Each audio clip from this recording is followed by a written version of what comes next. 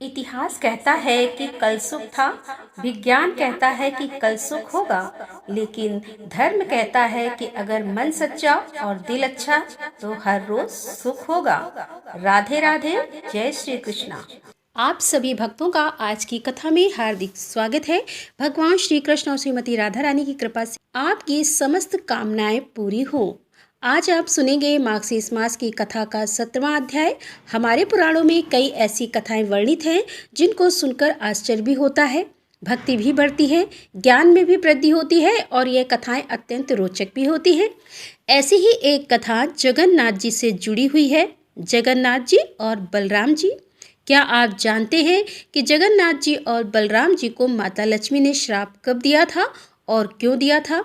अगर आप जानते हैं तब तो अत्यंत ही श्रेष्ठ है, लेकिन अगर आप नहीं जानते हैं तो आज की कथा आपके लिए अत्यंत ही रोचक होने वाली है। तो माँ लक्ष्मी का ध्यान करके आज की इस पावन और परम कल्याणकारी कथा का श्रवण करते हैं। उड़ीसा में लोग मार्गशीर्ष मास में अर्थात दिसंबर और जनवरी के महीने में लक्ष्मी देवी की विशेष पूजा करते हैं। जैसे कि अगहन गुरुवार का जो व्रत किया जाता है वैसे तो बहुत सारे स्थानों पर किया जाता है, लेकिन हर जगह की कुछ विशेषताएं होती हैं, कुछ विशेष विधि होती है। अब क्योंकि आज की कथा का संबंध जगन्नाथ जी और माँ लक्ष्मी जी से है, तो वहाँ पर जैसे कि उड़ीसा में अगहन मास के गुरुवार को, अगहन मास के हर गुरुवार को महिलाएं अलग अलग नियम और अलग अलग अनुष्ठानों का पालन करते हुए बहुत अधिक विस्तृत तौर पर की जाती है। अब ऐसा कहा जाता है कि इस दिन माँ लक्ष्मी अपने भक्तों से मिलने के लिए जगन्नाथ जी की अनुमति से मंदिर से बाहर निकलती है। मतलब जगन्नाथ जी उन्हें स्वयं आज्ञा देते हैं और वह उनसे पूछकर अपने भक्तों को मिलने के लिए जाती हैं। आमतौर पर वह किसी ऐसे व्यक्ति से मिलने जाती हैं जो उनके प्रति समर्पित होता है और जो उनके नियमों और विनियमों के अनुसार उनकी पूजा करता है। तो अब जैसे कि प्रश्न उठता है कि जब जगन्नाथ जी स्वयं ही आज्ञा देते हैं तो फिर माँ लक्ष्मी ने उन्हें श्राप क्यों दिया? तो देखिए, इस विषय में एक पौराणिक कथा है। एक समय की बात है कि एक दिन लक्ष्मी देवी एक बूढ़ी औरत का भेष बनाकर शुभ गुरुवार के दिन अलग अलग घरों में घूमने गई और उन्होंने देखा कि एक व्यापारी के घर की महिलाएं अभी भी सो रही है और इसीलिए घर की सफाई नहीं हुई थी। फिर लक्ष्मी देवी घर की बुजुर्ग महिला से मिली और उन्हें समझाया कि कैसे उन्हें अपने घर की निरंतर समृद्धि और खुशी के लिए देवी लक्ष्मी की पूजा करने के लिए इस विशेष दिन पर कुछ नियमों का पालन करना चाहिए। लेकिन बुढ़िया ने लक्ष्मी देवी की बात की कोई परवाह ही नहीं की। जवाब में लक्ष्मी माता ने उस घर से अपना सारा ऐश्वर्य वापस ले लिया और परिवार बहुत गरीब हो गया। उन्हें घर घर जाकर भिक्षा मांगकर गुजारा करना पड़ता था। फिर लक्ष्मी देवी एक गांव में गई जहां पर चांडाल रहते थे। चांडाल कौन होते हैं? सबसे बहिष्कृत समुदाय जो कि लाशों को जलाकर अपना जीवन यापन करते हैं। तो देवी लक्ष्मी एक ऐसे गांव में गई जहां चांडाल रहते हैं और वहां पर वह श्रिया चांडाल के घर गई। श्रिया चांडाल उस दिन लक्ष्मी देवी की पूजा के लिए व्रत का विधान का पालन कर रही थी। वह बहुत जल्दी उठ गई और उसने अपने पूरे घर को साफ किया था और देवी की पूजा के लिए उसने अपने पूरे घर को बहुत अच्छे से सजाया था, संवारा था। ये देखकर लक्ष्मी देवी बहुत प्रसन्न हुई और श्रिया चांडाल को और अधिक ऐश्वर्य का आशीर्वाद भी दिया, जिससे कि उनकी सभी इच्छाएं पूरी हुई। और फिर इसके बाद देवी लक्ष्मी मंदिर लौट आई। अब इसी बीच भगवान जगन्नाथ और बलभद्र भी सुबह की सैर के लिए निकले थे। वापस लौटते समय उन्होंने लक्ष्मी देवी को चांडाल के घर से लौटते हुए देखा। अब यह देखकर बलदेव बहुत परेशान हो गए और फिर उन्होंने अपने भाई जगन्नाथ जी से बहुत तीखे शब्दों में बात की। उन्होंने जगन्नाथ जी से कहा कि आपकी पत्नी लक्ष्मी देवी एक चांडाल के घर जाती रही है। वे दूषित लोग हैं और वे किसी के भी नियम का पालन नहीं करते हैं। एक चांडाल के घर जाने के बाद भी वह हमारे मंदिर में कैसे प्रवेश कर सकती है? हमारा मंदिर दूषित हो जाएगा। आपको उसे मंदिर से जाने के लिए कहना चाहिए। अब भगवान जगन्नाथ जी बड़े भाई और अपनी पत्नी के बीच में फंस गए।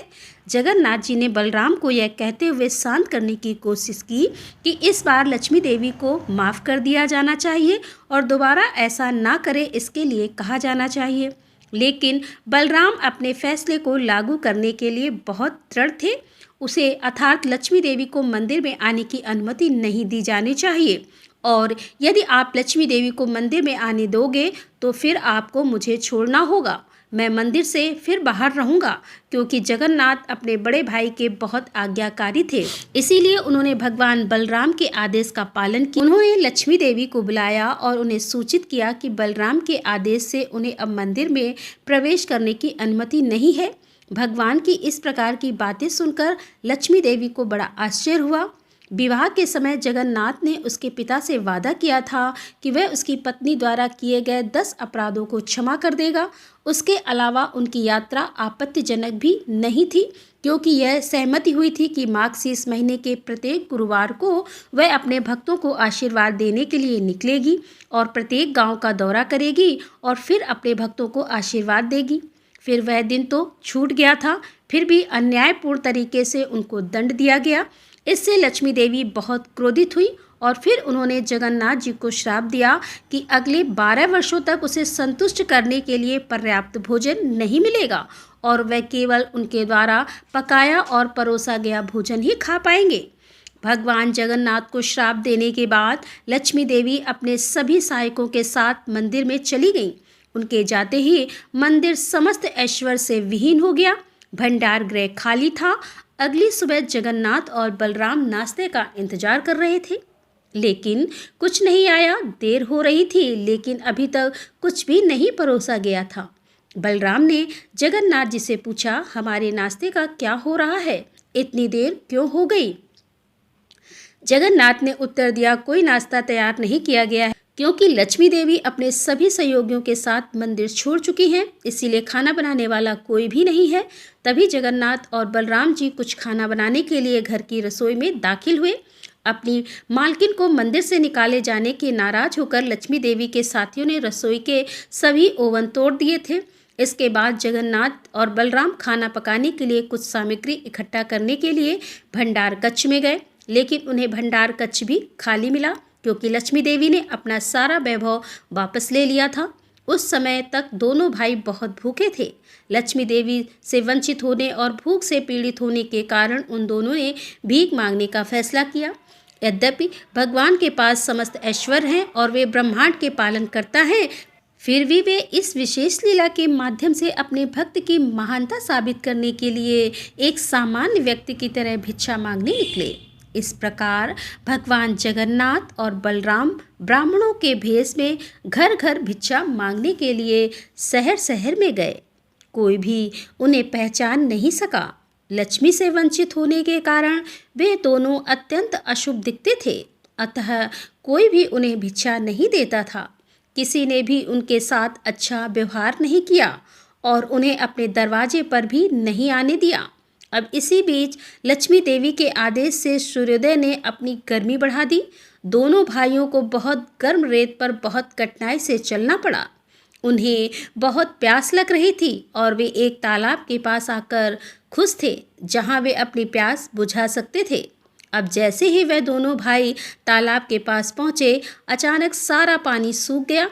आखिरकार वे कुछ कोमल पत्तियां खाने के बारे में सोचते हुए एक पेड़ के पास पहुँचे, लेकिन जैसे ही पेड़ के पास पहुँचे, पत्तियां तुरंत सूख गईं और मुरझा गईं। अब दोनों भाई बहुत भूखे थे। आमतौर पर वे दिन भर में कई बार खाते थे, जैसा कि राजा इंद्र ने बहुत पहले अनुरोध किया था। वास्तव में वे इतनी बार खाते थे कि खाने के बाद जैसे ही उन्होंने अपने हाथ धोए थे कि दोबारा खाने का समय आ गया था। दोनों भाई इस पद्धति का पालन कर रहे थे और दिन भर वह लगातार खाते रहने के आदी थे। फिर भी अब लगभग पूरा दिन बीत चुका था और अब भी उन्होंने कुछ नहीं खाया था। जल्दी ही दोनों भाई एक मंदिर में पहुंचे, जहां हाल में ही प्रसाद वितरण हुआ। कई लोग प्रसाद लेकर अपने अपने घर लौट रहे थे। जगन्नाथ और बलराम एक महिला के पास पहुंचे। दयालुता के कारण वे अपने में से कुछ भोजन देने के लिए तैयार हो गई थी। उसके पास कुछ मुरमुरे थे जो उसने देवताओं को चढ़ाए थे और वह इसे भाइयों के साथ साझा करने में प्रसन्न थी। जैसे ही उसने जगन्नाथ और बलराम को देने के लिए मुरमुरे उठाए, लक्ष्मी देवी के निर्देश से एक तेज हवा चली और सारे मुरमुरे उड़ गए। दोनों भाइयों ने फिर से कुछ खाने का मौका खो दिया। अब आखिरकार उन्होंने कुछ लोगों से पूछा कि वे खाना लेने के लिए कहाँ जा सकते हैं। किसी ने उन्हें चांडाल के एक गांव में निर्देशित किया, जहां एक बहुत ही परोपकारी व्यक्तित्व रहता था। जगन्नाथ और बलराम उस घर में गए और कुछ खाने को मांगा। अब यहाँ गृह स्वामी उन्हें खाना खिलाकर बहुत खुश था, लेकिन बलराम चंडाल के हाथ का बना खाना खाना ही नहीं चाहते थे, बल्कि वह खुद ही खाना बनाकर खाना चाहते थे। गृह स्वामी से कुछ कच्ची सामग्री और खाना पकाने की सुविधाएं उपलब्ध कराने को कहा और बलराम के अनुरोध के अनुसार खाना पकाने की सभी सुविधाएं तैयार की गई। एक नया ओवन बनाया गया और खाना बनाने के लिए सभी कच्ची सामग्री और मिट्टी के बर्तन उपलब्ध कराए। बलराम ने जगन्नाथ जी को भोजन बनाने के लिए कहा और स्वयं स्नान करने चले गए। इसी बीच जगन्नाथ ने खाना बनाने की कोशिश की, लेकिन खाना बनाना तो दूर, वह तो लकड़ी में आग भी नहीं लगा सके। कुछ देर के बाद बलराम स्नान करके भोजन तैयार होने की आशा से वापस आए और वह आखिरकार खाने के लिए बैठने के बारे में खुशी से सोच रहे थे कि दुर्भाग्य से उनके आगमन पर उन्हें एहसास हुआ कि जगन्नाथ खाना बनाने में सक्षम नहीं थे, क्योंकि वह तो लकड़ी में आग भी नहीं लगा सकते थे। अब इससे बलराम बहुत दुखी हुए। उन्होंने जगन्नाथ जी को उनकी असमर्थता के लिए डांटा और स्वयं भोजन तैयार करने लगे। लेकिन जब बलराम ने लकड़ियों में आग लगाने की कोशिश की तो वह जली ही नहीं, बल्कि बहुत सारा धुआं पैदा हो गया। पूरा घर धुएं से भर गया, जिससे सभी की आंखें जलने लगी। उनकी आंखों में से आंसू बह रहे थे और सभी खांस रहे थे। तब जगन्नाथ और बलराम जी ने सोचा कि घर के मालिक से कुछ पका हुआ भोजन मांग लें। उन्होंने घर के मालिकों से खाना देने के लिए अनुरोध किया। अब घर की दासियां भाइयों की सेवा में लग गई। जैसे ही उन्होंने खाना खाया, वे इस बात पर सहमत हुए कि भोजन बहुत स्वादिष्ट था। वास्तव में यह उतना ही स्वादिष्ट था जितना कि यह मंदिर में था, जब से इसे लक्ष्मी देवी के द्वारा पकाया गया था। भोजन के अंत में कुछ मीठा केक परोसा गया।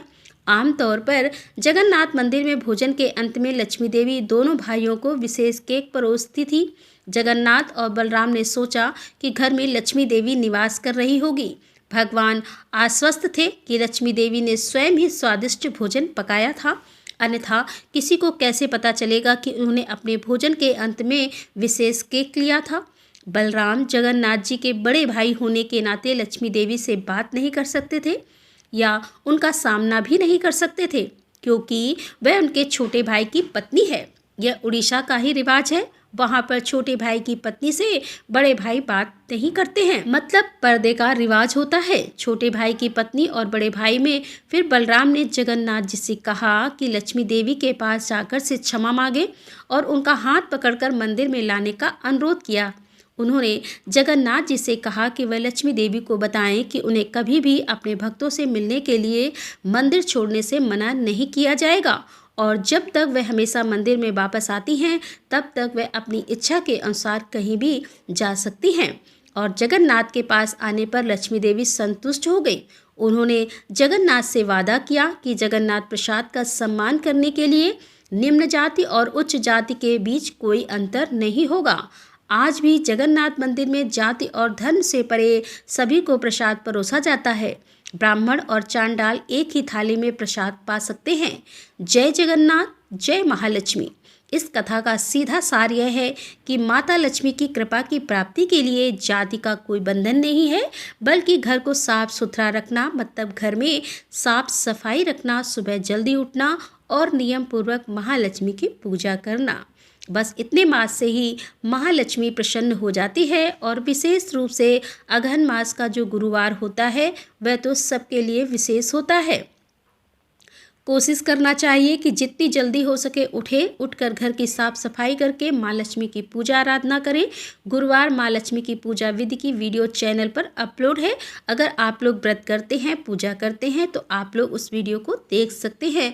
और व्रत नहीं भी कर रहे हैं तो भी पूजा जरूर कीजिए। और अब मैं एक रिक्वेस्ट करती हूँ कि आप लोगों से कि अगर आपको वीडियो अच्छी लगती है तो लाइक किए बिना तो बिल्कुल नहीं जाना और कमेंट बॉक्स में राधे राधे, जय जगन्नाथ, जय महालक्ष्मी जरूर लिखना। मतलब ये जरूरी नियम है। दोस्तों मिलते हैं अगले वीडियो के साथ। तब तक के लिए राधे राधे, जय श्री कृष्णा, जय जगन्नाथ।